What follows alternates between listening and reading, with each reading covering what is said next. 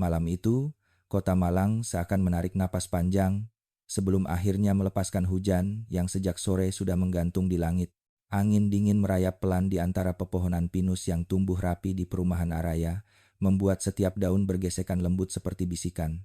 Lampu-lampu jalan Temara memantulkan cahaya kekuningan di atas jalanan basah, menciptakan suasana yang bagi sebagian orang terasa menenangkan. Namun malam itu, entah kenapa, hawa yang turun justru terasa berat, seperti ada sesuatu yang sedang menunggu waktunya untuk pecah.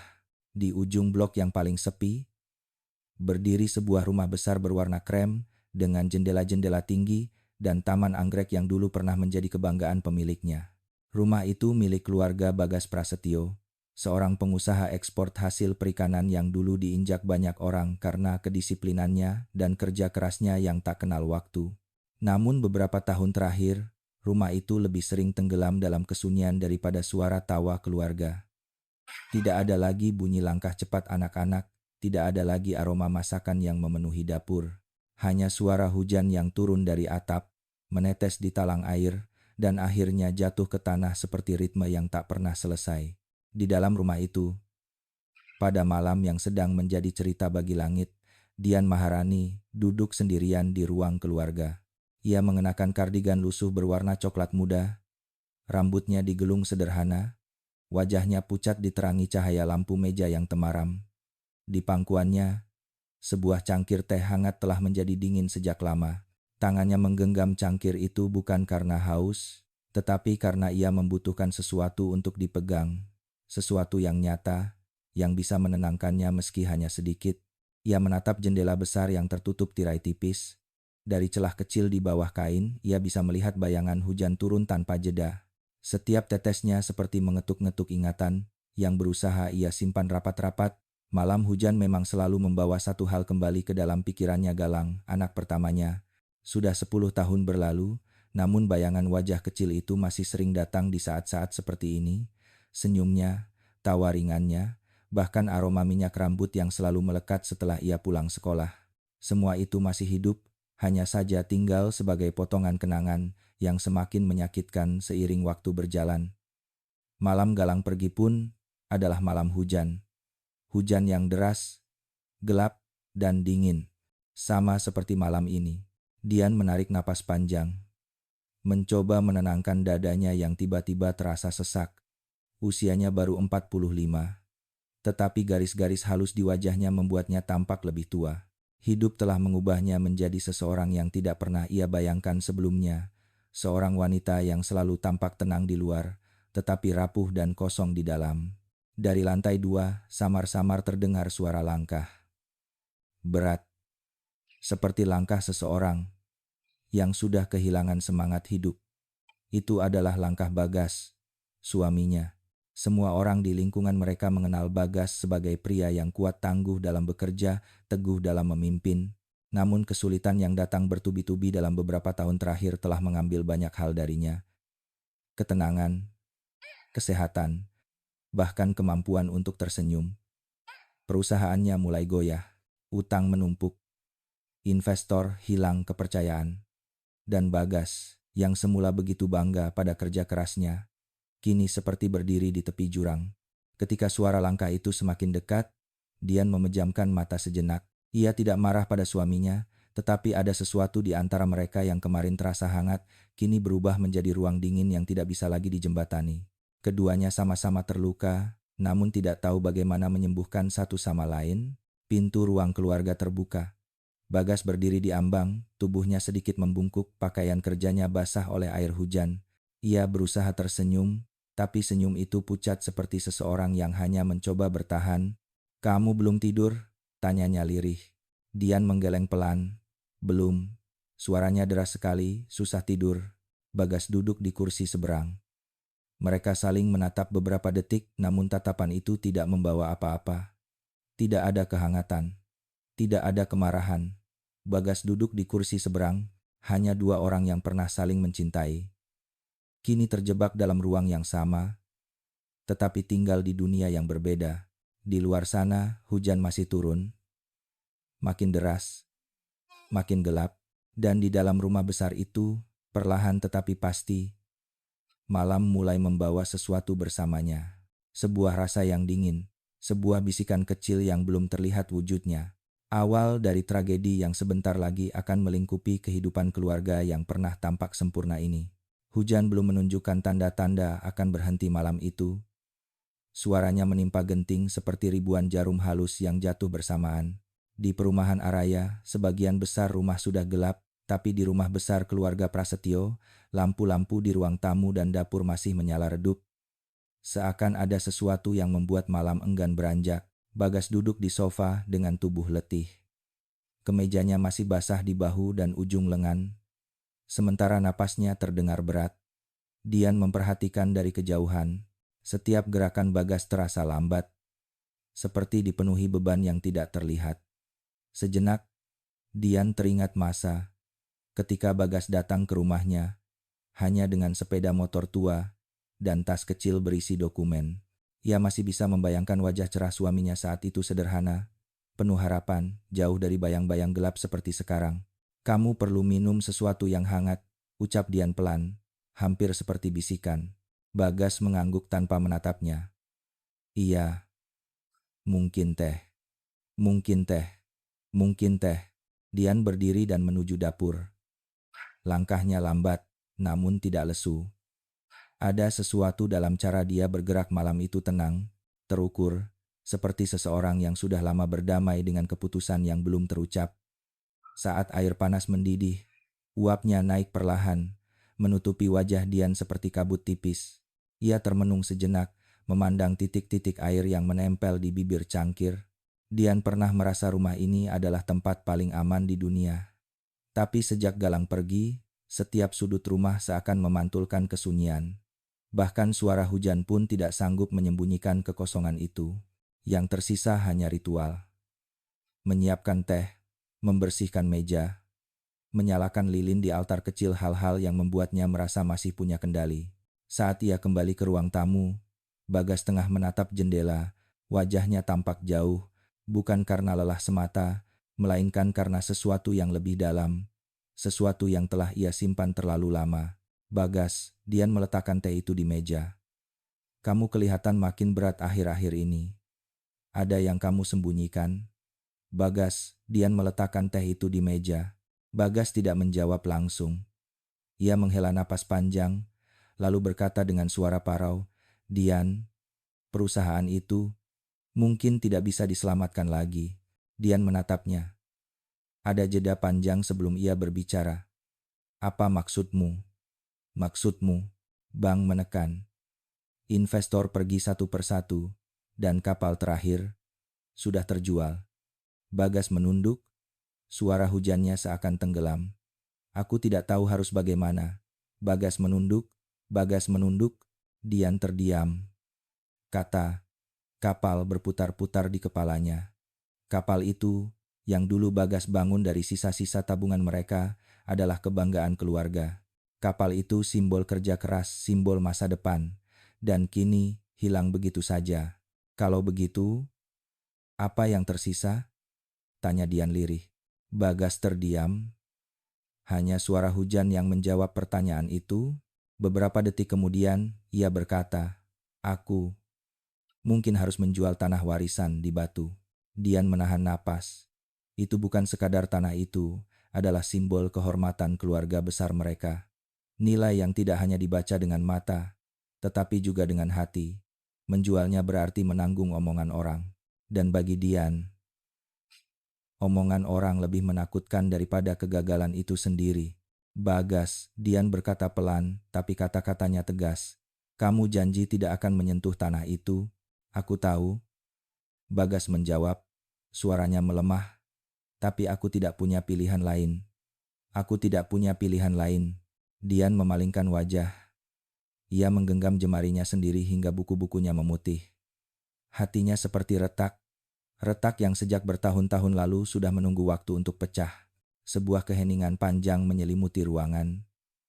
Hanya suara jam dinding yang berdetak pelan. Tiba-tiba, kilat menyambar di luar, cahayanya masuk melalui celah tirai dan memantul di wajah keduanya. Dian melihat suaminya sekilas, wajah yang sama yang dulu pernah menjadi tempat ia bersandar. Wajah yang kini penuh kelelahan dan kekosongan. "Maaf, Dian." Bagas menatapnya. Aku cuma ingin kita tidak kehilangan semuanya. Dian ingin menjawab, ingin mengatakan bahwa mereka sudah kehilangan banyak hal bahkan sebelum utang datang kehangatan, tawa, galang, tapi kata-kata itu tidak keluar. Ia hanya menatap wajah Bagas dengan pandangan yang sulit diartikan, antara iba dan sesuatu yang lain. Sesuatu yang lebih gelap. Bagas akhirnya bangkit dari sofa dan berjalan menuju kamar. Ia menaiki anak tangga dengan langkah berat. Dian tetap duduk di sofa lama, memandang teh yang mulai dingin di hadapannya. Hujan masih turun. Suaranya tidak berubah. Tapi ada sesuatu yang dipahami. Dian pada malam itu, sesuatu yang ia sendiri belum berani mengakuinya. Bahwa mungkin cara untuk tidak kehilangan semuanya bukanlah seperti yang Bagas pikirkan, melainkan seperti yang perlahan mulai tumbuh di dalam hatinya sendiri. Sebuah pikiran yang tidak pernah ia bayangkan sebelumnya. Sebuah jalan yang gelap, tetapi anehnya terasa tenang. Dan malam itu, di rumah yang dingin dan basah itu, benih pertama dari sebuah keputusan berbahaya mulai menyentuh tanah. Hujan turun lebih deras keesokan harinya. Langit malang tampak kelabu, seolah memantulkan suasana hati yang memenuhi rumah besar itu. Dian bangun lebih pagi dari biasanya. Matanya sembab, tubuhnya terasa lemah, namun langkahnya tetap teratur. Ia menyiapkan sarapan sederhana, roti panggang dan telur rebus meski ia tahu Bagas hampir pasti tidak akan menyentuhnya. Rumah itu sunyi, terlalu sunyi. Dari lantai 2, tidak terdengar suara apapun. Biasanya, Bagas akan turun sekitar pukul 7. Tapi hari ini, hingga jarum jam bergerak mendekati 8, pintu kamar di atas belum juga terbuka. Dian sempat terpikir untuk memanggilnya, tapi entah kenapa, ia membiarkan waktu berjalan begitu saja. Ia duduk di meja makan, menatap roti yang perlahan mendingin. Dalam keheningan itu, bayangan masa lalu kembali menyelinap malam ketika Galang masih kecil dan berlari membawa payung ke halaman, menjerit kecil saat kilat menyambar. Bagas lalu mengangkat anak itu tinggi-tinggi, membuatnya tertawa lepas. Suara tawa itu masih membekas di telinga Dian, seperti gema dari dunia lain. Tapi setelah Galang pergi, Bagas berubah. Tidak ada lagi tawa, tidak ada lagi pelukan. Yang ada hanya diam, panjang dan berat. Dian menunggu suaminya kembali seperti dulu, tapi pria itu tidak pernah kembali. Dan ia sendiri, pikiran itu membuat Dian berdiri. Ia naik ke lantai 2 dengan langkah hati-hati. Ketika membuka pintu kamar, ia melihat Bagas masih tidur. Tubuhnya terkulai di sisi kiri. Napasnya berat, tapi stabil. Bagas. Dian memanggil lirih. Dian memanggil lirih. Tidak ada jawaban. Ia mendekat dan duduk di tepi tempat tidur. Dalam keheningan itu, wajah suaminya tampak sangat lelah. Ada lingkar hitam di bawah mata, kerutan di dahi yang tidak pernah benar-benar hilang. Dian mengulurkan tangan dan menyentuh dahinya dingin, tapi tenang. Kenapa kita bisa sampai sejauh ini? Gumamnya. Suara hampir patah. Ia menarik napas panjang, mencoba menahan emosi yang naik perlahan. Kemudian matanya terarah pada meja kecil di sebelah tempat tidur. Di sana, ada botol obat tidur yang diberikan dokter beberapa bulan lalu. Botol itu tinggal setengah. Dian tahu Bagas sudah menggunakannya beberapa minggu terakhir. Jari Dian menyentuh botol itu. Ia memutar tutupnya dan melihat butir-butir putih kecil di dalamnya. Sederhana, hening. Tak berbahaya jika hanya 1 atau 2. Tapi Dian tahu sesuatu yang berbeda. Ia pernah membaca tentang itu ketika mencoba mencari cara agar Bagas bisa tidur lebih nyenyak. Obat tidur bisa melemahkan tubuh, menurunkan kesadaran, membuat seseorang terlelap lebih dalam dari biasanya. Tutup botol itu berputar kembali pelan. Dian menutupnya. Tangan kirinya gemetar. Ia berdiri dan berjalan ke altar kecil di pojok kamar. Di sana ada lilin kecil, rosario tua, dan foto Galang yang tersenyum. Dian menatap foto itu lama sekali. Matanya mulai berkaca-kaca. Galang, bisiknya. Mama lelah. Galang, Galang, bisiknya. Air mata jatuh perlahan, menetes di lantai marmer yang dingin. Dian menunduk. Bahunya sedikit bergetar. Apa mama salah? Kalau Mama hanya ingin semuanya berhenti menyakitkan, pertanyaan itu menggantung di udara seperti kabut. Tidak ada jawaban, tidak ada tanda, hanya suara hujan yang mengusap atap rumah perlahan, seperti tangan yang sedang menenangkan. Dian kembali ke bawah, mencoba mengalihkan pikirannya. Ia merapikan ruang tamu, menyapu lantai, menyalakan dupa melati di altar kecil. Tetapi semakin ia berusaha sibuk, semakin kuat bisikan itu di dalam kepalanya. Tidak ada yang berubah, tidak ada yang membaik, tidak ada jalan kembali. Menjelang siang, Lastri datang. Perempuan setengah baya itu menatap majikannya dengan cemas. "Ibu kurang sehat ya?" tanyanya pelan. Dian tersenyum tipis. "Tidak apa-apa, Lastri. Hanya kurang tidur." "Tidak apa-apa, Lastri, hanya kurang tidur." "Tidak apa-apa, Lastri, hanya kurang tidur." Lastri mengangguk, namun dalam hatinya ia merasa ada sesuatu yang berbeda. Dian tampak lebih pucat dari biasanya, matanya sayu, gerakannya pelan tetapi terkontrol. Lastri tidak berani bertanya lebih banyak, ia hanya melanjutkan pekerjaannya, namun beberapa kali mencuri pandang ke arah Dian yang duduk di sofa tanpa bergerak lama sekali.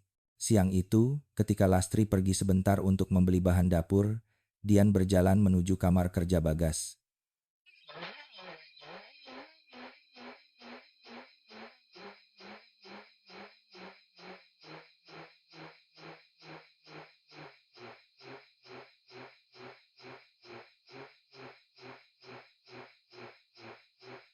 Di dalamnya, kertas-kertas laporan bisnis berserakan, faktur menumpuk, dan buku catatan kerja tergeletak tak rapi. Dian memandang semua itu dengan perasaan campur aduk. Semua perjuangan Bagas, semua kerja kerasnya, semua kebanggaannya, hanya untuk berakhir seperti ini. Di atas meja, ada sebuah map berisi surat-surat bank. Dian membukanya. Surat peringatan terakhir, tanggal jatuh tempo, ancaman penyitaan. Sesuatu menusuk dadanya. Ia duduk perlahan, memegang surat itu erat-erat.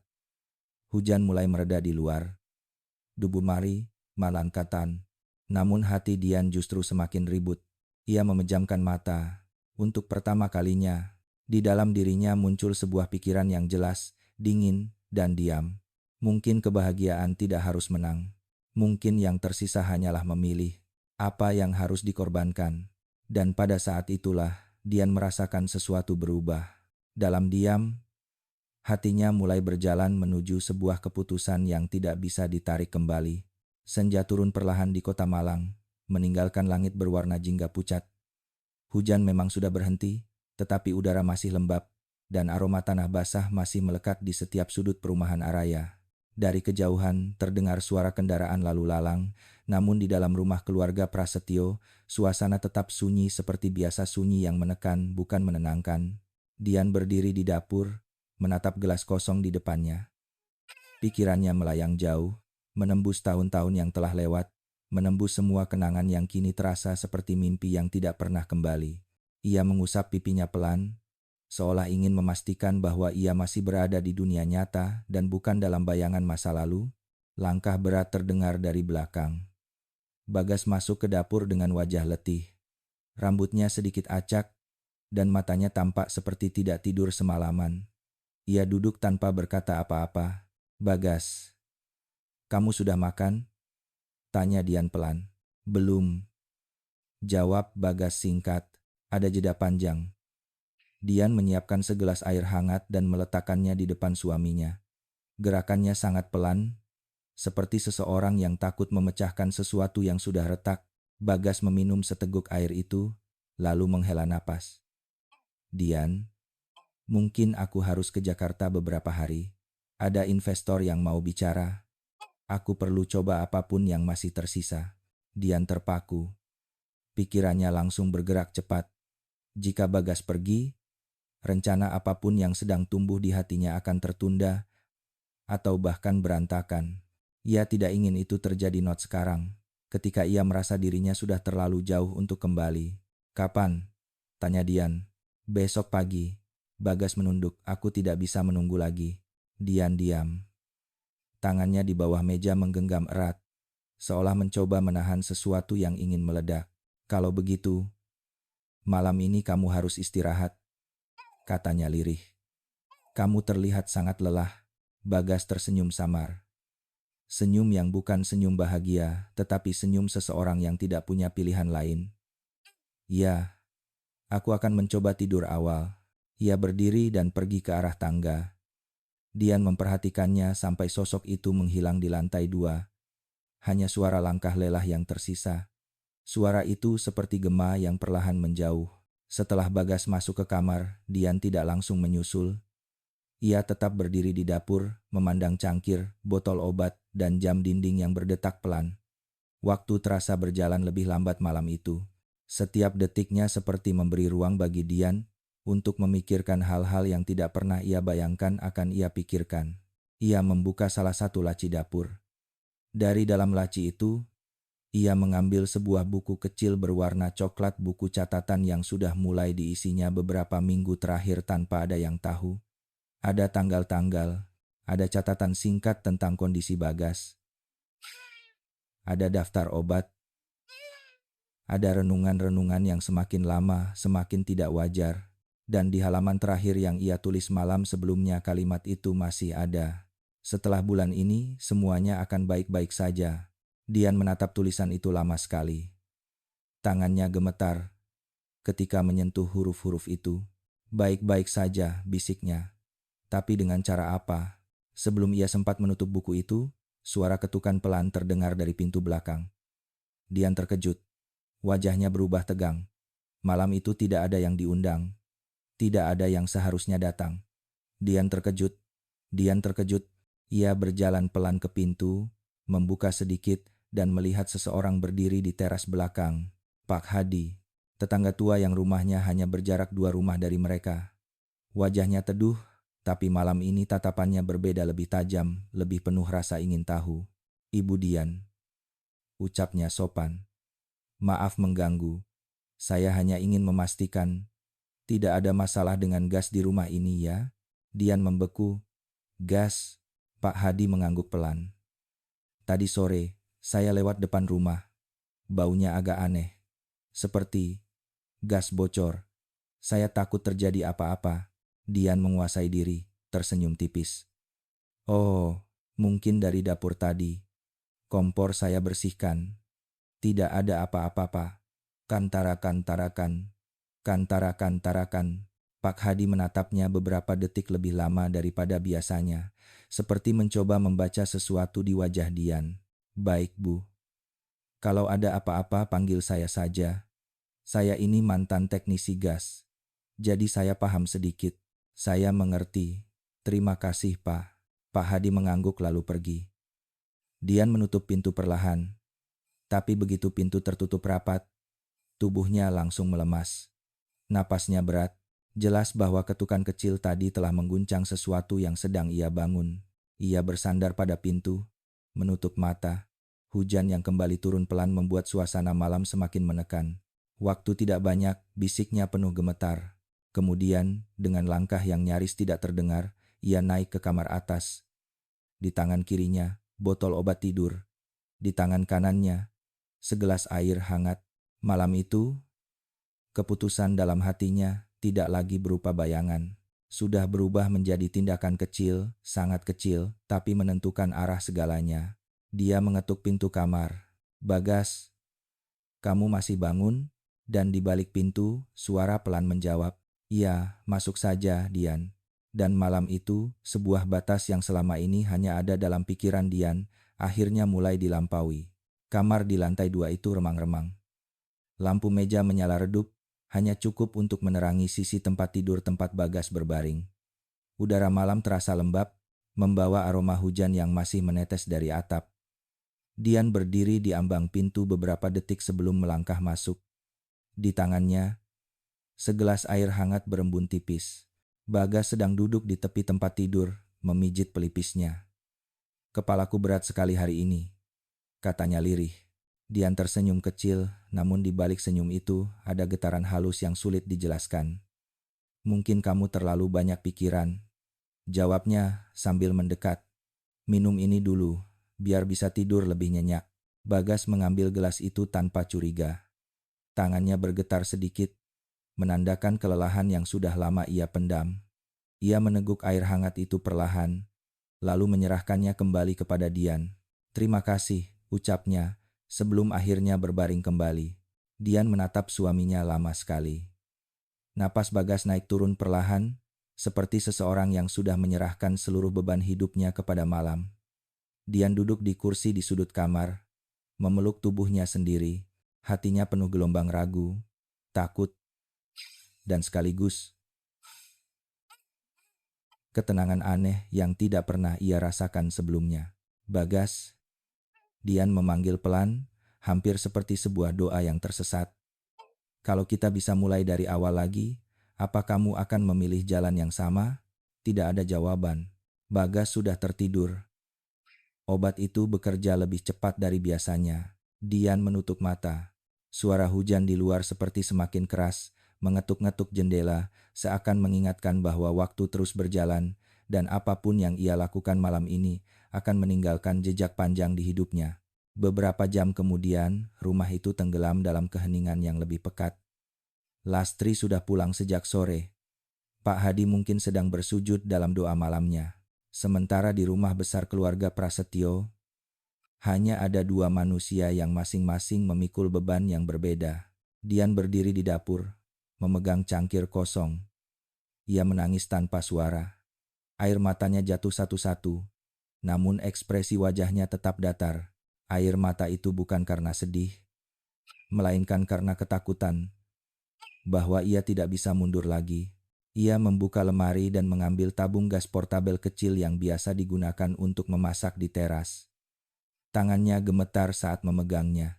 Sehelai napas panjang keluar dari bibirnya, seakan ia sedang mempersiapkan diri untuk melangkah ke jurang yang sudah lama memanggilnya. "Malam ini," bisiknya dengan suara parau, "semuanya harus selesai sebelum Bagas pergi ke Jakarta." Langkahnya pelan tapi pasti. Ia naik ke lantai 2, membawa tabung gas itu dengan kedua tangan. Setiap anak tangga yang ia pijak terdengar nyaring dalam pikirannya sendiri, meski rumah tetap sunyi. Ketika sampai di depan pintu kamar, ia berhenti. Tangannya memegang kenop pintu, tapi ia tidak langsung membukanya. Ia mendengarkan napas Bagas dari balik pintu tenang, berat, tanpa gelombang. Obat itu memang sudah membuatnya tertidur cukup dalam. Dian masuk. Kamar itu terasa lebih dingin dari sebelumnya. Lilin kecil di altar pojok kamar hampir habis. Cahayanya bergetar pelan seperti nyala yang takut padam. Dian berjalan mendekat ke sisi tempat tidur. Ia melihat wajah Bagas dengan saksama, bukan sebagai suaminya, melainkan sebagai seseorang yang telah melewati terlalu banyak luka hingga bahkan pernikahan itu tidak bisa menyembuhkannya. "Maaf," gumam Dian lirih. "Maaf, karena aku tidak cukup kuat. Maaf, karena aku tidak cukup baik untuk menahan semuanya." Ia membuka perlahan tutup tabung gas, hanya sedikit, membuat suara desis kecil keluar. Sangat halus, hampir tak terdengar. Tapi Dian tahu apa artinya. Gas itu perlahan mengisi udara, dan pada saat itu, tok tok tok, Dian membeku. Ada yang mengetuk pintu rumah lantai bawah. Suara itu pelan, tapi cukup jelas. Dian menutup tabung gas cepat-cepat, menaruhnya di belakang kursi, lalu turun dengan langkah hati-hati. Jantungnya berdebar begitu kencang hingga ia merasa seluruh rumah bisa mendengarnya. Ia membuka pintu perlahan. Di luar, berdiri seseorang dengan payung hitam. Ibu Mira, sahabat lamanya. Wajahnya khawatir, rambutnya sedikit basah oleh gerimis. "Dian, maaf tiba-tiba datang. Aku baru dapat kabar dari adik sepupumu. Dia bilang kamu tampak tidak baik-baik saja akhir-akhir ini. Aku khawatir." Dian terdiam lama. Napasnya masih terburu-buru. Tangannya gemetar. Namun ia tersenyum samar, menahan gelombang besar dalam diri. "Masuklah, Bu." Ibu Mira mengangguk, menutup payungnya dan masuk. Namun begitu melewati ambang pintu, ia mengernyit. "Ada bau apa ini ya? Seperti obat atau gas?" Dian langsung memalingkan wajah. "Ah, mungkin dari dapur tadi," jawabnya cepat. Namun di balik senyum itu, ia tahu waktu semakin menipis. Dan kehadiran Ibu Mira malam itu datang seperti sebuah pertanda bahwa jalan yang ia pilih tidak lagi sekadar rencana, melainkan sebuah garis tipis antara keputusan dan kehancuran. Ibu Mira meletakkan payungnya di sudut dekat pintu, lalu mengusap kedua lengannya yang dingin. Malam itu udara terasa lebih menusuk dari biasanya, seperti ada sesuatu di angin yang membuat bulu kuduk berdiri. Dian mempersilahkan sahabat lamanya duduk di ruang tamu, sementara ia sendiri berdiri sejenak di depan pintu, mencoba menenangkan degup jantung yang masih berlari. "Aku sungguh khawatir, Dian," ujar Ibu Mira sambil menatapnya penuh perhatian. "Beberapa minggu terakhir, wajahmu tampak semakin pucat, kau tampak berbeda." Dian tersenyum tipis. "Akhir-akhir ini memang berat, Bagas juga. Banyak masalah." Ibu Mira mengangguk pelan. "Aku bisa merasakannya. Rumah ini pun terasa lain. Sunyi, tapi seperti penuh beban." Kata-kata itu membuat jantung Dian mencengkeram. Ia melihat sekilas ke arah tangga. Di atas sana di balik satu pintu suaminya sedang terlelap dalam kondisi yang tidak ia sadari, dengan bahaya yang nyaris menunggu di ujung jendela kecil. Ibu Mira memperhatikan tatapan Dian dan bertanya dengan nada lembut, "Bagas tidur?" "Iya, dia sangat lelah." Ada jeda panjang. Dian duduk perlahan di kursi berhadapan dengan sahabatnya. Hujan kembali turun tipis, menciptakan suara yang menenangkan bagi banyak orang, tapi bagi Dian, suara itu seperti bunyi waktu yang terus menghitung mundur. Ibu Mira meletakkan tangannya di atas tangan Dian. "Kalau ada yang mau kamu ceritakan, aku siap dengar. Kamu tidak perlu memikul semuanya sendirian." Dian menunduk. Tenggorokannya tercekat. Ada bagian dalam dirinya yang ingin sekali bercerita, memuntahkan semua beban yang menindih hatinya sejak sekian lama. Namun, di balik semua itu ada suara lain dingin, tenang, dan menghantui. "Tidak boleh. Jangan sampai ada yang tahu. Kamu sudah terlalu jauh untuk mundur." Dian menarik tangannya perlahan dan memaksakan senyum. "Terima kasih. Tapi aku baik-baik saja." "Benar, benar, benar. Benar, benar." Ibu Mira tidak yakin. Ia melirik ke langit-langit, lalu menghirup udara pelan. Ada aroma aneh yang ia cium. Samar-samar mirip obat atau bahan kimia. Aroma itu masih tercium, gumamnya lirih. Dian berdiri refleks. "Mungkin dari obat tidur Bagas. Dia pakai tadi malam." Ibu Mira tidak menanggapi lebih jauh, tetapi tatapannya menunjukkan ia menyimpan pertanyaan. Dian terasa semakin gelisah. Ia tahu ia harus segera mengakhiri kunjungan sahabatnya sebelum sesuatu terungkap. "Bu, sudah malam. Besok ibu kan ada kegiatan gereja. Istirahatlah. Aku juga harus naik ke kamar." "Bu, sudah malam gereja." Ibu Mira mengangguk, namun tetap menatap Dian lama sekali sebelum berdiri. "Dian, aku selalu ada untukmu. Jangan melawan semuanya sendiri ya." Dian menelan ludah. Wajah Ibu Mira yang penuh kasih justru membuat hatinya terasa lebih berat. Namun ia menundukkan kepala, tersenyum lemah, lalu mengantar sahabatnya sampai pintu. Begitu pintu tertutup, senyumnya lenyap. Dian memegang dadanya. Nafasnya terputus-putus. Ia merasa seperti baru saja menolak satu-satunya tangan yang berusaha menariknya keluar dari jurang. "Tapi aku sudah terlalu dalam," bisiknya. Setelah memastikan Ibu Mira pergi, Dian kembali menutup semua pintu dan tirai. Rumah kembali tenggelam dalam keheningan. Namun kali ini, keheningan itu diliputi ketakutan yang semakin menebal. Ia naik ke lantai 2 dengan langkah berat. Tangannya berkeringat dingin ketika memegang gagang pintu kamar. Ketika pintu dibuka sedikit, cahaya remang dari lampu meja menyambutnya. Bagas masih di sana, terlelap. Wajahnya pucat di bawah lampu kuning. Di sudut kamar, tabung gas kecil yang tadi ia sembunyikan masih tergeletak. Dian meraihnya perlahan, namun ketika tangannya menyentuh logam dingin itu ia terhenti. "Bagas," panggilnya pelan. Tidak ada jawaban. Ia duduk di tepi tempat tidur, menatap wajah suami yang dulu pernah membuatnya jatuh cinta sepenuh hati. Lelaki yang dulu begitu kuat, begitu hangat, yang tanpa ia sadari, juga telah hancur perlahan bersama dirinya. Air mata Dian mengalir. Apa salah kita? Sampai begini jadinya, gumamnya. Namun kemudian ingatannya kembali pada surat-surat bank, pada tanah warisan yang akan dijual, pada wajah-wajah tetangga yang akan bicara, pada bayangan masa depan yang penuh malu dan kehilangan. Kengerian itu kembali mencengkram. Dian menyeka air mata. Tangannya kembali meraih tabung gas. Namun tepat ketika ia bersiap membuka katup kecil di ujungnya, tap, sebuah suara kecil terdengar. Dian tersentak. Ia menoleh cepat. Suara itu datang dari altar kecil di pojok kamar. Lilin yang tadi hampir padam kini berkedip lebih terang, seperti tertiup angin meski tidak ada jendela terbuka. Dan di balik cahaya kecil itu, foto Galang tampak seperti menatapnya. Mata Dian membesar. Galang, bisiknya gemetar. Untuk sesaat, ia merasakan sesuatu yang asing seperti ada suara lembut yang memanggilnya dari masa lalu. Suara yang tidak menghukumnya, tidak menuntutnya, hanya memintanya berhenti. Dian memejamkan mata. Bahunya bergetar. Tangan yang memegang tabung gas perlahan melemah. Namun sebelum ia sempat menarik kembali napas panjang, suara lain muncul dari balik pintu kamar. Suara langkah. Langkah berat, perlahan, mendekat. Dian terpaku. Siapa? Di luar sana. Malam itu, tepat sebelum keputusan besar diambil, sesuatu atau seseorang tiba-tiba muncul sebagai bayangan baru dalam kegelapan yang semakin menelan rumah itu.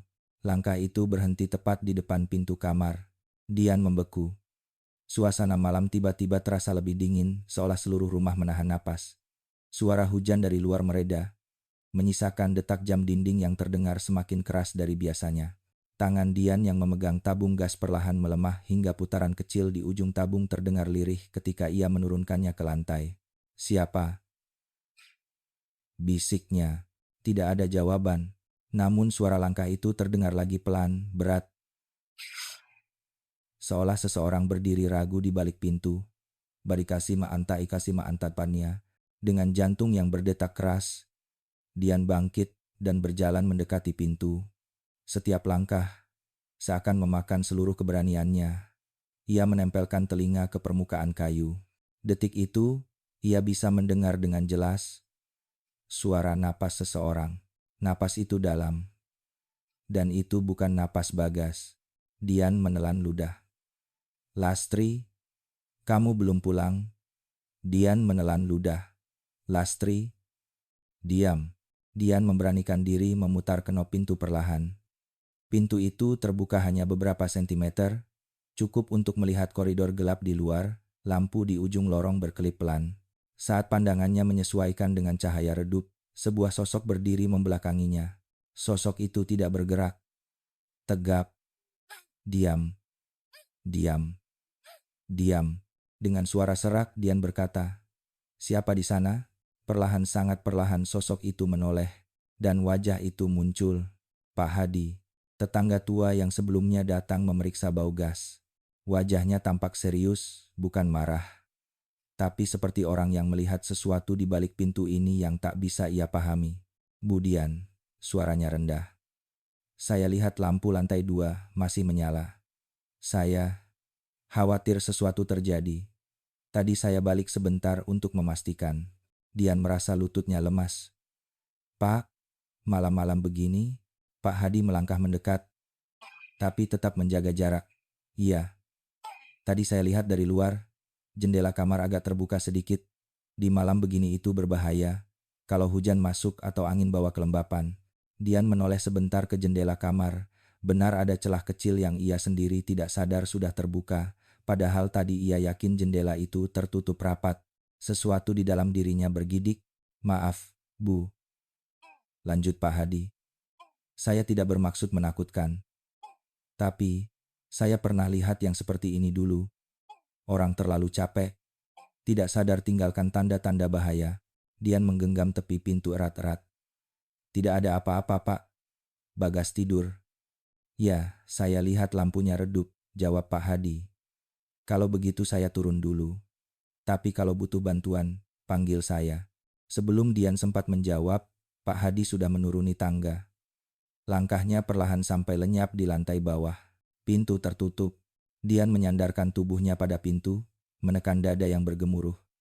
Ia memejamkan mata, napasnya tersengal-sengal. Tuhan, apa yang sedang kau tunjukkan padaku? Setelah beberapa saat, ia kembali ke tempat tidur. Bagas masih terlelap, tidak menyadari apapun yang sedang terjadi di pertengahan malam itu.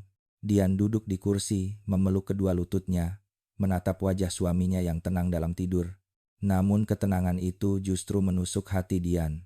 Sejenak, ia mengingat tatapan Pak Hadi. Ada sesuatu di mata tetangganya itu, seperti kecurigaan yang belum memiliki bentuk, seperti seseorang yang bisa saja kembali kapan saja. Dian meremas ujung gaunnya. Aku harus cepat, bisiknya keras, tapi pecah. Waktu berlalu perlahan. Lilin di altar menyusut semakin kecil. Bayang-bayang menari di dinding kamar. Dian mendekati meja kecil di mana obat tidur Bagas tergeletak. Ia memutar botol itu, memperhatikan butiran obat di dalamnya. Pikirannya penuh. Setiap kali ia mencoba berdiri dan mendekati tabung gas, ia teringat langkah di lorong. Suara ketukan. Tatapan Pak Hadi. Suara anaknya galang. Semua bercampur menjadi beban yang membuat tubuhnya lelah luar biasa. Mungkin ini bukan tanda untuk mundur, katanya pada dirinya sendiri. Mungkin justru tanda. Aku harus menyelesaikan semuanya sekarang sebelum ada yang tahu. Namun ketika ia mengangkat tabung gas, tap, tap, tap, suara ringan seperti sesuatu jatuh di lantai bawah. Dian tersentak. Ia menahan napas. 3 detik sunyi. Kemudian, krik, seperti suara pintu depan tidak ditutup rapat. Pelan-pelan bergerak karena angin. Atau karena seseorang. Dian meletakkan tabung gas. Ia berjalan keluar kamar perlahan, tubuhnya gemetar. Koridor tampak lebih gelap daripada sebelumnya. Siapa di bawah, bisiknya. Tidak ada jawaban. Ia melangkah ke tangga, menunduk sedikit. Ruang tamu tampak kosong. Tapi suasana berubah, berubah, berubah, berubah, berubah. Angin malam masuk dari pintu depan yang sedikit terbuka. Dian turun pelan. 1 anak tangga, 2 anak tangga. Saat ia mencapai lantai bawah, pintu depan bergoyang pelan. Ia mengulurkan tangan untuk menutupnya. Saat itu juga, dari balik tirai ruang tamu, seseorang seperti bergerak sekilas. Dian tersentak, tubuhnya nyaris ambruk, nafasnya memburu. Siapa di situ? Tidak ada jawaban. Hanya suara kain tirai yang bergoyang. Sunyi, hening, dingin. Dian mundur perlahan. Tangannya meraba dinding mencari saklar lampu. Dan begitu ia menyalakan lampu, tidak ada siapapun. Hanya tirai yang masih bergerak pelan seolah baru saja disentuh seseorang atau sesuatu. Dian menahan napas. Matanya berkaca-kaca. Aku tidak bisa menunggu lebih lama, bisiknya ketakutan. Rumah ini bukan lagi rumahku. Dan malam itu, ketakutan berubah menjadi dorongan. Yang gelap di dalam hati Dian mulai mengambil alih. Dan malam itu, namun ia tidak tahu bahwa apapun yang terjadi malam ini, tidak hanya dia yang memperhatikan. Ada mata lain, ada langkah lain, dan seseorang sudah mulai mencium sesuatu yang tidak beres di rumah itu. Malam semakin larut. Hujan di luar turun pelan-pelan, tetapi suara angin yang menyusup lewat celah pintu depan membuat suasana rumah terasa lebih sendu dan dingin. Dian menutup pintu itu perlahan, memastikan kunci tergesek sampai bunyi klik terdengar jelas. Setelah semuanya terkunci rapat, ia berdiri di ruang tamu, memandangi sekeliling. Rumah itu tak berbeda dari biasanya. Tirai krem panjang, sofa lembut, meja kayu jati yang sudah bertahun-tahun menemani.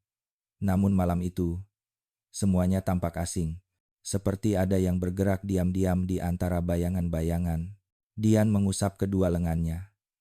Udara lembab itu membuat kulitnya merinding. Apa yang terjadi denganku? Bisiknya dengan suara patah. Ia melangkah ke dapur. Tapi sebelum sempat mencapai sana, suara kecil terdengar dari pintu belakang. Tuk, tuk. Suara itu tidak keras, tapi cukup membuat napas Dian terhenti. Ia memutar tubuh perlahan, menajamkan pendengaran. Hanya angin, hanya tetesan hujan, atau Tadi aku sudah kunci pintu ini, gumamnya takut. Ia berjalan ke arah pintu belakang dengan sangat perlahan, seolah setiap langkah yang ia ambil bisa memanggil sesuatu yang tidak diinginkan. Ketika ia sampai di depan pintu, ia meraih kenop dan menghela napas lega saat menyadari pintu memang terkunci rapat. Mungkin hanya suara kayu memuai, katanya pada dirinya sendiri, mencoba menenangkan hati yang tak mau diam. Namun saat ia membalikkan badan, matanya menangkap sesuatu di meja makan buku kecil coklatnya. Buku itu. Dian terpaku. Ia yakin, sangat yakin ia meletakkannya dalam keadaan tertutup. Enggak. Suaranya bergetar. Ini tidak mungkin. Ia mendekat. Halaman yang terbuka bukan halaman kosong, melainkan halaman tempat ia menulis catatan tentang kondisi Bagas malam sebelumnya. Tulisan itu jelas, rapi, begitu rinci, terlalu rinci. Tanggal, jam, reaksi tubuh Bagas, dosis obat. Dian menutup mulutnya. Siapa yang membaca ini? Jantungnya berdetak keras. Ia memandang ke sekeliling, mencari tanda keberadaan orang lain, tapi rumah tetap sunyi. Hanya bayangan lampu dari luar yang memantul di lantai marmer. Tidak mungkin ada yang masuk, katanya lagi, meski suaranya terdengar tidak yakin. Namun tiba-tiba ia teringat sesuatu tirai ruang tamu yang bergerak tadi, dan pintu depan yang sedikit terbuka, dan langkah di lorong. Semua itu kini terasa seperti potongan puzzle yang mulai menemukan bentuknya. Dian mundur perlahan. Dadanya sesak. Ada seseorang di rumah tadi. Dian mundur perlahan. Dian mundur perlahan di rumah tadi. Ia memandang tangga menuju lantai 2. Bagas masih di sana. Tak sadar apapun. Dian merasa seluruh tubuhnya gemetar. Ia mendekati tangga dan memegang pegangan kayu itu, tapi tubuhnya terhenti. Sebuah rasa takut lain muncul, takut bukan hanya terhadap orang asing, tapi juga terhadap dirinya sendiri. Jika seseorang benar-benar masuk dan melihat Bagas dalam kondisi seperti itu, jika seseorang melihat tabung gas di kamar, jika seseorang mencium sesuatu yang tidak wajar, Dian menutup wajahnya dengan kedua tangan. Aku harus cepat, sebelum ada yang kembali. Dengan langkah goyah, ia naik ke lantai 2. Di puncak tangga, ia berhenti sejenak mendengarkan. Dari balik pintu kamar, terdengar napas Bagas pelan, berat. Dian membuka pintu perlahan. Kamar itu masih sama seperti sebelumnya. Lilin di altar hampir padam, nyalanya berkedip kecil.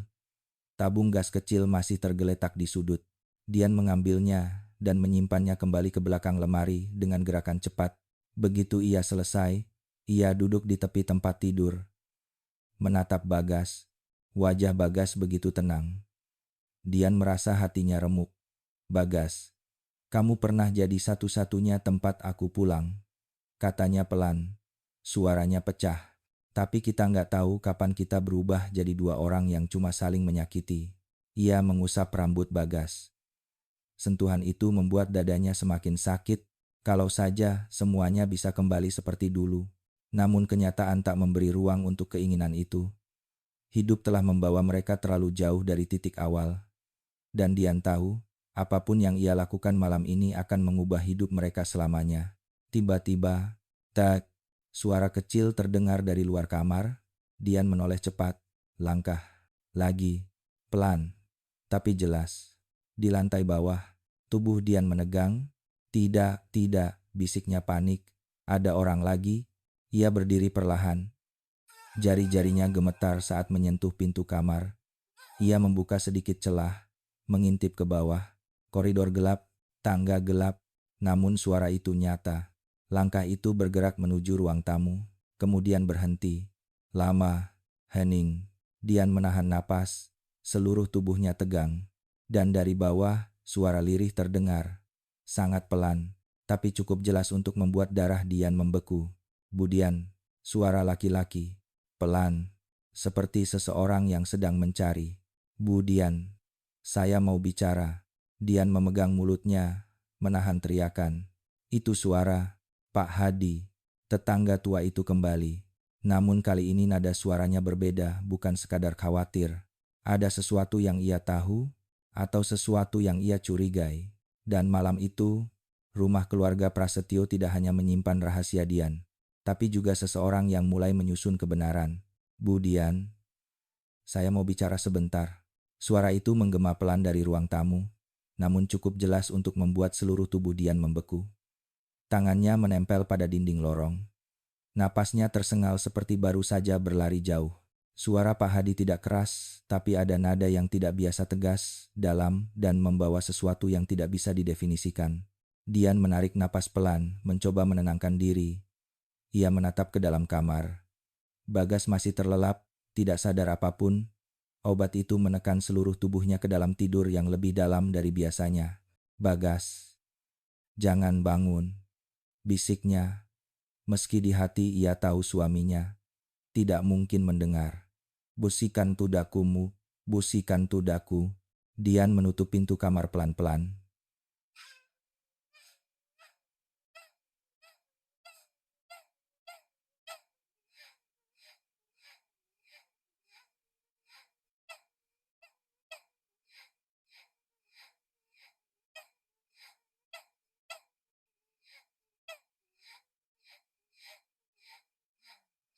Setiap anak tangga seperti mengeluarkan suara, meski kecil, namun terasa keras di telinganya sendiri.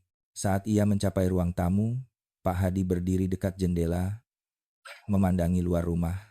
Wajahnya setengah diterangi cahaya lampu jalan yang masuk melalui celah tirai. Untuk sesaat Dian hanya memandangi punggung pria itu, sosok tetangga yang dulu ia hormati, kini menjadi bayangan yang menakutkan. Begitu Pak Hadi mendengar langkahnya, ia berbalik.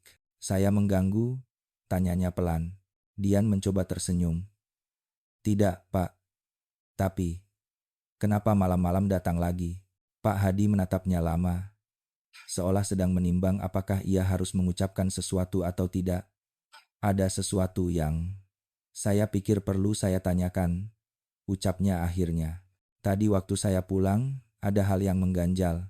Dian merasa tengkuknya terasa dingin. Apa maksud Bapak? Pak Hadi mendekat sedikit. Tadi waktu saya naik ke lantai 2, saya lihat jendela kamar terbuka sedikit dan saya mencium bau aneh, mirip gas. Tapi bukan gas dari dapur, lebih halus. Seperti dari tabung kecil. Tapi bukan gas dari tabung kecil. Dian merasakan lututnya melemah. Pak, mungkin Bapak salah mencium. Saya tadi memang bersihkan dapur. Itu saja. Mikala sakumpara wulia kumpara kumalitusi takapannya kumpara kumalitusi. Pak Hadi tidak langsung menjawab. Ia menunduk, mengusap dagunya pelan, lalu mengangkat wajah lagi. Tatapannya tajam namun penuh empati. Pak Hadi tidak langsung menjawab. Tatapannya, Bu Dian, saya teknisi gas puluhan tahun. Saya tahu perbedaan bau gas dapur dengan gas portabel, dan ia berhenti sejenak. Rumah ini terasa berbeda sejak beberapa hari ini. Dian menelan ludah. Berbeda bagaimana? Pak Hadi menghela napas panjang. Saya lihat ibu semakin pucat. Tatapan ibu kosong. Beberapa kali saya lewat sore-sore, rumah seperti tak berpenghuni meski lampu masih menyala. Lalu bau itu, ia memandang Dian dalam-dalam. Saya khawatir ada yang ibu sembunyikan. Kata-kata itu jatuh seperti palu ke dada Dian. Ia berusaha mengatur napas. Pak, saya hanya lelah. Banyak hal terjadi. Bagas juga sakit. Tidak ada apa-apa selain itu. Pak, pasamantum dongkong. Pak Hadi menggeleng perlahan. Kalau hanya lelah, tubuh orang tetap punya bahasa lain, Bu. Dan rumah ini, malam ini, rasanya seperti menyimpan sesuatu yang tidak ibu katakan. Menggaraku, Dian mulai panik. Kenapa Bapak bicara seperti itu? Apa Bapak pikir saya? Apa Bapak pikir saya? Apa Bapak pikir saya? Saya tidak menuduh, potong Pak Hadi cepat. Saya hanya merasa ada bahaya. Itu saja. Kemudian ia menatap ke arah tangga. Bagas tidur? Ya. Jawab Dian cepat, terlalu cepat. Pak Hadi menangkap kegugupan itu. Ia mendekat setengah langkah. Boleh saya lihat? Saya hanya ingin memastikan beliau tidak menghirup sesuatu yang tidak sehat. Dian segera mundur, tubuhnya tegang. Tidak, Pak. Dia sedang istirahat. Dia sangat lelah. Tidak perlu. Dia sedang istirahat akan ali-ala. Namun tiba-tiba dari lantai 2 terdengar suara kecil. Tap. Dian terdiam. Pak Hadi juga. Suara itu seperti sesuatu jatuh atau seseorang bergerak. Dian membalikkan tubuh, menatap ke arah tangga. Itu mungkin hanya lilin di altar, katanya cepat. Pak Hadi mengerutkan kening. Bu Dian, lilin tidak jatuh begitu saja. Keduanya berdiri membeku sejenak, saling menatap dalam ketegangan yang menggantung di udara. Dian bisa merasakan detak jantungnya memukul dinding dadanya. Ia tidak tahu mana yang lebih menakutkan, Pak Hadi yang semakin curiga, atau kenyataan bahwa suara di atas tadi mungkin sesuatu yang ia tidak sanggup hadapi. Akhirnya, dengan suara bergetar ia berkata, Pak Hadi terdiam beberapa detik. Lalu ia berkata sangat pelan, baik, saya tidak akan naik. Namun ia menambahkan dengan nada yang membuat Dian merinding. Tapi Bu Dian, jika ada sesuatu yang membahayakan, itu tidak bisa disembunyikan lama. Dian memejamkan mata sejenak. Saya mengerti. Saya mengerti. Pak Hadi memberi satu anggukan kecil, lalu berjalan menuju pintu depan. Sebelum keluar, ia menoleh sekali lagi. Kalau ibu butuh bantuan, kapanpun, panggil saya ya, mengata Warun. Ya ulala. Dian tersenyum tipis, memaksa dirinya terlihat tenang. Ya Pak. Terima kasih. Begitu pintu tertutup, senyum itu langsung lenyap. Ia bersandar pada dinding. Tubuhnya gemetar hebat. Tidak bisa seperti ini, bisiknya. Ia menatap ke arah tangga yang gelap. Pak Hadi semakin curiga. Dan apapun yang terjadi malam ini, ia tidak boleh membiarkan siapapun naik ke kamar Bagas. Tidak setelah apa yang sudah ia mulai. Begitu pintu rumah tertutup di belakang Pak Hadi, rumah itu kembali tenggelam dalam keheningan yang hampir menyesakkan. Dian berdiri beberapa detik tanpa bergerak, mencoba mengatur napas yang tidak teratur. Jantungnya terus berdetak begitu keras seakan ingin keluar dari dada. Malam itu terasa lebih gelap, lebih dingin, dan lebih panjang dari malam-malam sebelumnya. Dia memandang ke arah pintu, memastikan kunci sudah tertutup rapat, lalu perlahan menoleh ke tangga. Dari atas, tidak ada suara apapun, tidak ada gerakan. Dumakungkan tam satu, dumakungkan. Namun keheningan justru membuat Dian semakin gelisah. Tidak boleh ada yang tahu, bisiknya sambil memijit pelipis sendiri. Tidak boleh, tidak boleh. Ia berjalan menuju dapur, mengisi gelas dengan air, tapi tangannya gemetar begitu keras hingga air tumpah ke meja. Ia merapikannya tergesa-gesa, takut meninggalkan apapun yang tampak mencurigakan. Rasa takut di hatinya bukan lagi sekadar kecemasan melainkan ketakutan bahwa ia telah membuka pintu ke sesuatu yang tidak bisa ia tutup lagi. Setelah menarik napas panjang, Dian kembali menuju tangga.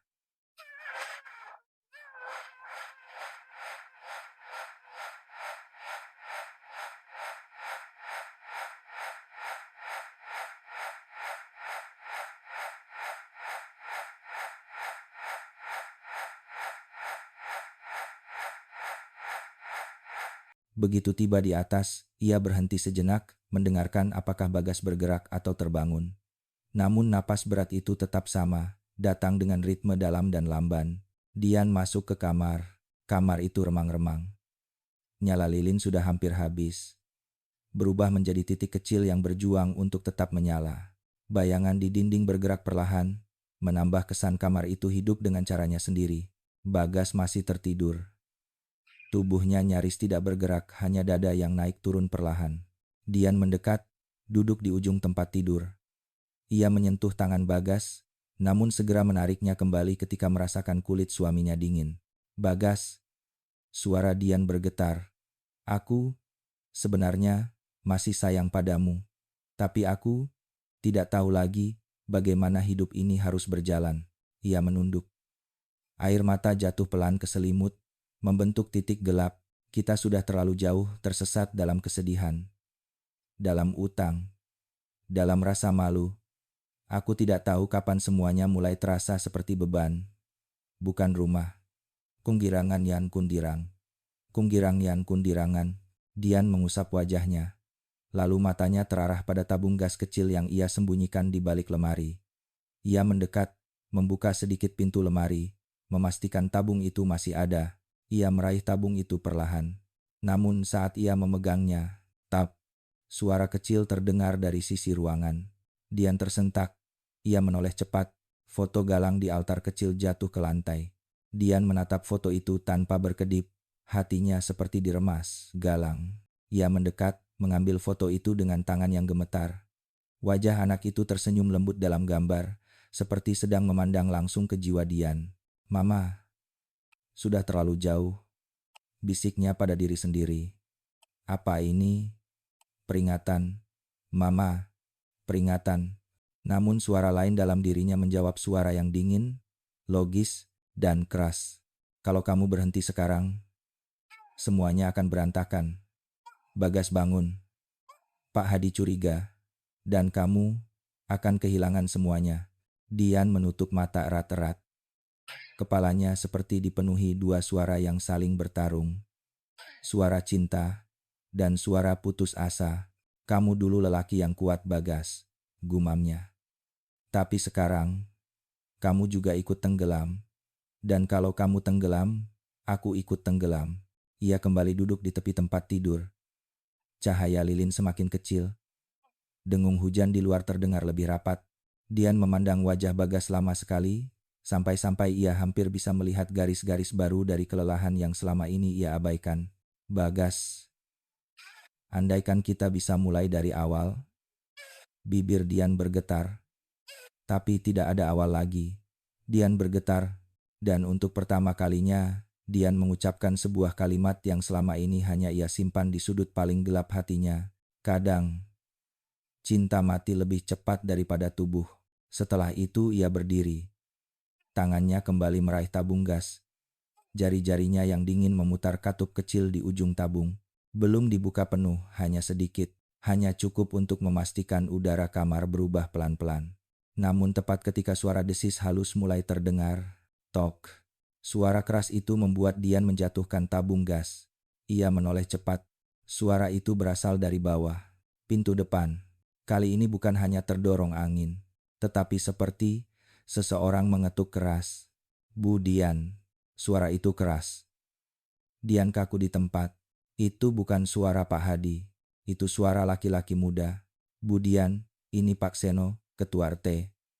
Ada laporan bau aneh dari rumah ibu. Tolong buka pintunya." "Bu Dian, ketua ribu, ketua ribu." "Bu Dian, ketua ribu, Bu Dian, ketua ribu, Bu Dian, ketua ribu, Bu Dian, ketua ribu, ketua ribu, Bu Dian, ketua ribu." Dian terbelalak. Napasnya terhenti. Ada apa ini? Siapa yang melapor? Namun ia tahu jawabannya. Pak Hadi. Tetangga itu pasti sudah kembali ke rumah, memikirkan kejadian tadi, dan memutuskan turun ke RT. Dian memegang kepala. Tubuhnya gemetar hebat. Tidak, belum saatnya." Dian memegang kepala. "Belum saatnya." "Bu Dian." Ketukan semakin keras. "Kami perlu masuk." Dian memandang Bagas. Wajah tenang itu kini berubah menjadi ancaman baginya. Di luar sana, suara langkah lebih dari satu orang terdengar. Mereka bisa masuk kapan saja. Mereka bisa menemukan sesuatu. Mereka bisa mencium sesuatu. Dengan tangan gemetar Dian kembali meraih tabung gas. "Malam ini harus selesai," bisiknya dalam ketakutan yang hampir berubah jadi kepanikan. "Sebelum semuanya terbongkar." "Bu Dian, tolong buka pintunya sekarang." Suara Pak Seno terdengar semakin keras, terdorong kekhawatiran yang memuncak. Di luar, suara langkah kaki beberapa warga bergema bersama denting hujan yang jatuh di teras rumah.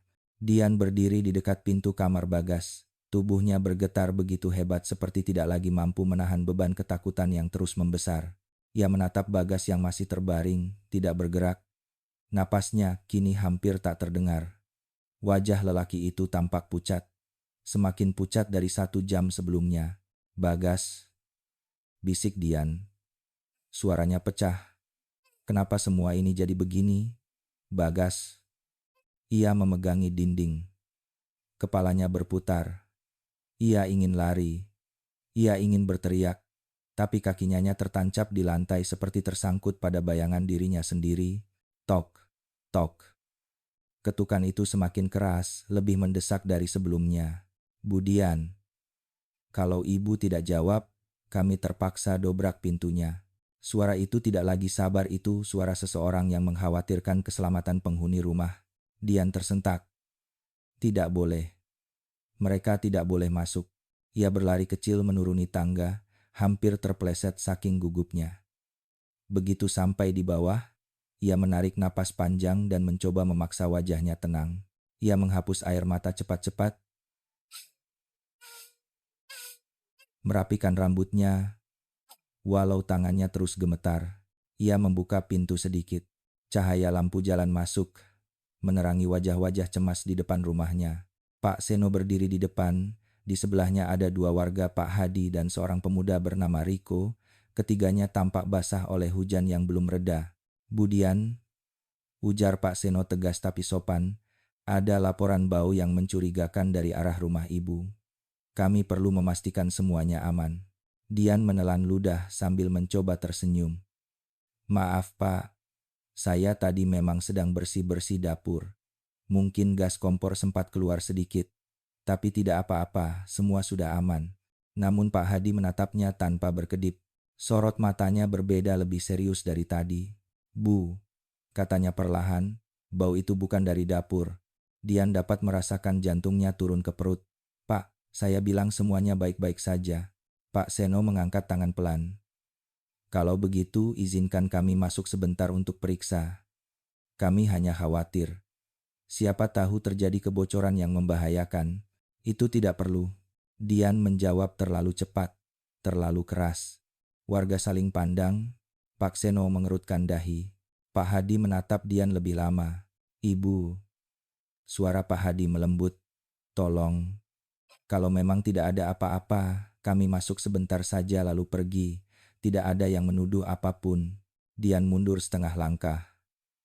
Ia tahu, kalau mereka masuk sekarang, kalau mereka naik ke lantai 2, semua akan berakhir. Ia mencoba menahan pintu. Bagas sedang tidur. Dia tidak suka diganggu. Saat itu, Riko, pemuda paling muda di antara mereka, mengendus pelan, lalu menatap ke dalam rumah. "Pak, saya juga cium bau aneh. Halus sekali, tapi ada." Dian merasakan dunia seolah bergerak di sekitarnya, sementara ia tetap pada satu titik. Tangannya berkeringat dingin. Otaknya bekerja keras, tapi rasa panik menelan semua logika yang tersisa.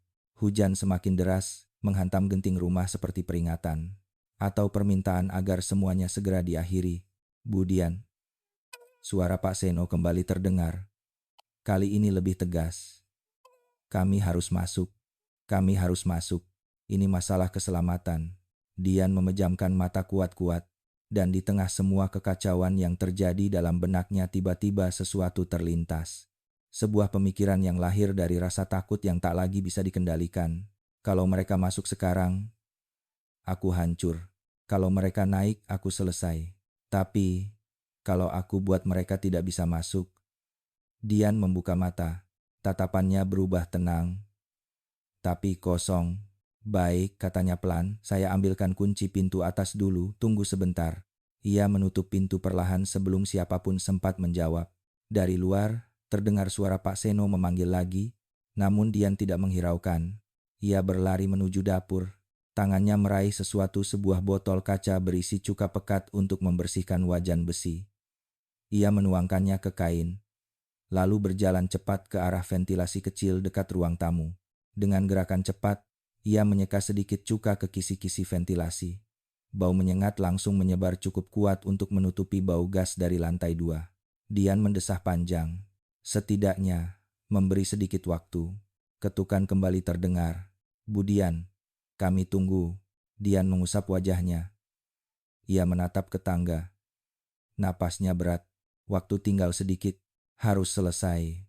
Malam ini, ia kembali naik ke lantai 2. Setiap langkah terasa seperti mendekat pada titik yang tidak bisa ia putar balik. Di kamar, Bagas masih diam. Dian mendekat. Lututnya lemah. Ia memegang tabung gas lagi. Jari-jarinya memutar katup sedikit lebih besar. Desisnya terdengar lebih jelas. Aroma gas mulai menebal di udara. Air mata jatuh di pipi Dian. Bukan karena marah, bukan karena benci, melainkan karena ia merasa hanya tinggal satu langkah lagi menuju sesuatu yang ia sendiri takut untuk namai. Di bawah, suara Pak Seno terdengar lagi lebih keras dari sebelumnya. "Bu Dian, kami masuk kalau ibu tidak jawab, ini darurat." Dian menatap Bagas. "Malam ini, Bagas." Suara Dian pecah. "Semua ini harus selesai. Bu Dian, kami akan dobrak pintunya kalau ibu tidak buka sekarang." Suara itu memenuhi seluruh rumah, menggema dari ruang tamu sampai ke langit-langit. Dian berdiri di ambang pintu kamar Bagas, tubuhnya gemetar.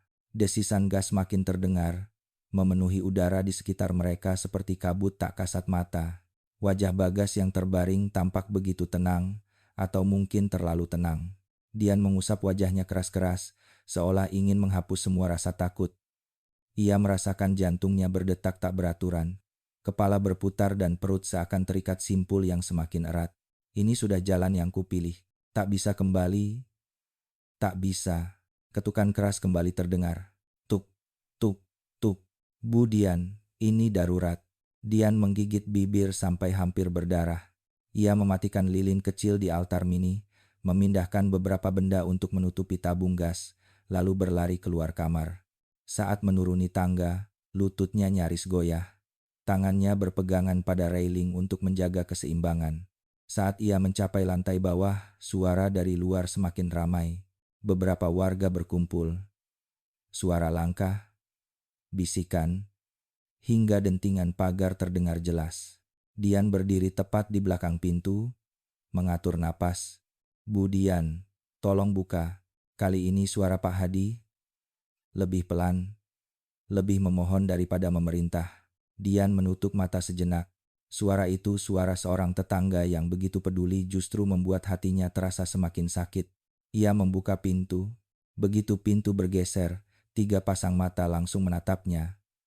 Pak Seno di depan, Pak Hadi di sampingnya, dan Riko di belakang dengan wajah tegang. "Bu," ujar Pak Seno, "kami terpaksa masuk. Warga mencium bau aneh dari rumah ini. Kami khawatir ada kebocoran." "Bu," "warga mencium bau aneh dari rumah ini." Dian menggeleng cepat. "Tidak, tidak perlu." Pak Hadi memotong, nadanya lembut namun tegas. "Bu, tolong izinkan kami memastikan. Kalau terjadi sesuatu sama Bagas, ibu yang pertama akan menyesal." Dian terdiam. Kata-kata itu menghantam tepat di tempat paling rapuh di hatinya. Ia akhirnya melangkah mundur. "Baik, tapi jangan buat keributan. Bagas sedang tidur." Pak Seno mengangguk dan masuk lebih dulu. Begitu masuk, ia langsung mengernyitkan hidung. "Bau apa ini?" "Bukan bau cuka biasa." Riko mendekat ventilasi. "Pak, ini bukan cuka saja. Ada bau seperti gas portabel." "Bukan takung, seperti gas portabel." Dian merasa seluruh tubuhnya memanas. "Tidak, itu dari dapur tadi." Namun Pak Hadi tidak mendengar alasan itu. Ia berjalan langsung ke tangga dan mulai menaiki anak tangga pertama. "Tidak boleh," Dian berteriak. Semua orang menoleh. Suara itu terlalu keras, terlalu panik, jelas tidak wajar. Dian segera menutup mulut, tapi semuanya sudah terlambat. Pak Hadi berhenti di tengah tangga, menatap Dian dengan mata yang penuh tanda tanya. Dian mengangguk pelan. "Saya harus pastikan dia aman." Ia kembali naik. Dian merasa seluruh dunianya runtuh. "Pa, tolong." Suaranya bergetar. "Jangan naik. Tolong." Pak Hadi berhenti sejenak. Ia memandangi Dian lama sekali. "Bu, ada apa sebenarnya?" Dian menggigit bibir begitu keras hingga darah terasa di lidahnya. Ia mundur 2 langkah, punggung menempel ke dinding. Air mata mulai jatuh satu persatu, membentuk titik-titik kecil di lantai marmer. Aku hanya ingin semuanya tenang." Suaranya retak. "Semua ini terlalu berat." Pak Seno maju perlahan. "Bu Dian, ibu harus jujur." Dian menutup wajah dengan kedua tangan. Tubuhnya bergetar hebat. "Aku tidak ingin kehilangan semuanya. Aku takut. Aku sangat takut." Pak Hadi memejamkan mata, menarik napas panjang, lalu melanjutkan naik ke lantai atas. Dian berusaha mengejar, tapi lututnya melemah. "Pah, jangan!" teriaknya. Tapi langkah Pak Hadi sudah mencapai ujung tangga. Begitu ia tiba di depan kamar Bagas, aromanya langsung menusuk hidungnya. Wajahnya berubah. Pak Seno dan Riko ikut naik di belakangnya. Pak Hadi membuka pintu. Dalam sekejap, bau gas langsung menyeruak keluar, menyengat, tebal dan jelas tidak bisa disalahartikan lagi. Riko segera menutup hidung. "Pak, ini bukan kecelakaan." Pak Seno menahan napas. "Astaga, Bagas. Mereka menerobos masuk. Dian berdiri di ujung tangga, tubuhnya lemas, tangan menutupi mulut. Air matanya jatuh tanpa bisa dikendalikan lagi. Pak Hadi memutuskan aliran gas dari tabung kecil itu, melemparkannya ke sudut ruangan. Ia memeriksa Bagas, memegang leher dan pergelangan tangannya. Masih ada napas. "Cepat panggil ambulans." Riko berlari panik menuruni tangga. Pak Seno menatap Dian dari dalam kamar, sorotnya campuran antara bingung, ngeri, dan tidak percaya. "Bu Dian." Suaranya berat. "Apa yang ibu lakukan?" Dian menatapnya. Matanya kosong, suaranya tenggelam dalam isakan. "Aku hanya ingin semuanya selesai." Dan di luar rumah, suara sirena ambulans mulai terdengar semakin lama semakin dekat seperti tanda bahwa semua kebenaran yang ia coba kubur akhirnya muncul ke permukaan. Sirene ambulans menembus malam Cibubur yang masih basah oleh hujan. Lampu merah biru berputar, memantul di genangan air dan tembok rumah-rumah perumahan yang biasanya tenang. Malam itu, seluruh blok tampak hidup bukan karena tawa anak-anak yang biasa bermain sore, melainkan suara cemas dari warga yang berdiri berkerumun di depan rumah Dian. Dian duduk di lantai ruang tamu, punggungnya bersandar pada dinding. Tangannya terkulai di pangkuannya, wajahnya pucat tanpa warna. Ia tidak berteriak, tidak menangis, hanya menatap kosong ke lantai marmer yang dingin. Di lantai 2, tim medis bergerak cepat. 2 paramedis mengangkat tubuh Bagas ke atas brangkar. Masker oksigen menutupi wajahnya. Tubuhnya lemah, tapi masih hidup. 1 paramedis berteriak ke bawah, "Kami butuh jalan, tolong beri ruang." Warga segera mundur, membuka jalan menuju pintu. Ketika Bagas dibawa turun, Dian mendongak pelan. Matanya mengikuti suaminya lelaki yang pernah ia cintai dengan begitu tulus, yang pernah menjadi tempat ia bersandar, kini terbaring tanpa daya. Nafasnya naik turun pelan di balik masker, seolah sedang berjuang antara hidup dan mati. Pak Hadi berdiri di samping brangkar, wajahnya tegang namun lega. Ia ikut membantu mengarahkan para medis ke pintu. Begitu brangkar melewati ruang tamu, Dian terisak, "Bagas." Suaranya pecah. "Maafkan aku. Boku Iran Nam. Boku Iran Namsi. Boku Iran Namsi.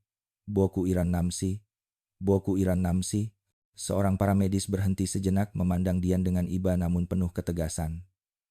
Dian hanya mengangguk, tubuhnya gemetar. Brangkar itu hilang di balik pintu depan, disambut cahaya terang dari ambulans. Beberapa menit setelah ambulans pergi, rumah itu kembali tenggelam dalam keheningan. Warga yang tadi memenuhi teras mulai bubar perlahan, membiarkan polisi mengambil alih. 2 petugas memasuki rumah, salah satu membawa kamera untuk dokumentasi. Pak Seno mendekati Dian, berlutut pelan. "Bu, kami harus menanyakan beberapa hal." Dian menutup wajahnya dengan kedua tangan. Saya tahu. Pak Hadi juga mendekat namun ia tidak berbicara. Tatapannya penuh dengan campuran sedih dan kecewa, bukan sebagai tetangga, tapi sebagai seseorang yang benar-benar ingin menolong sebelum semuanya terlambat.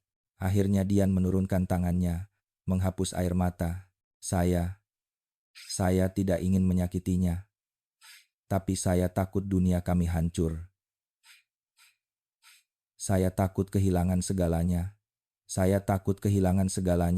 Ia memandang keluar jendela. Tempat hujan masih turun tipis seperti menyapu sisa-sisa malam yang kelam.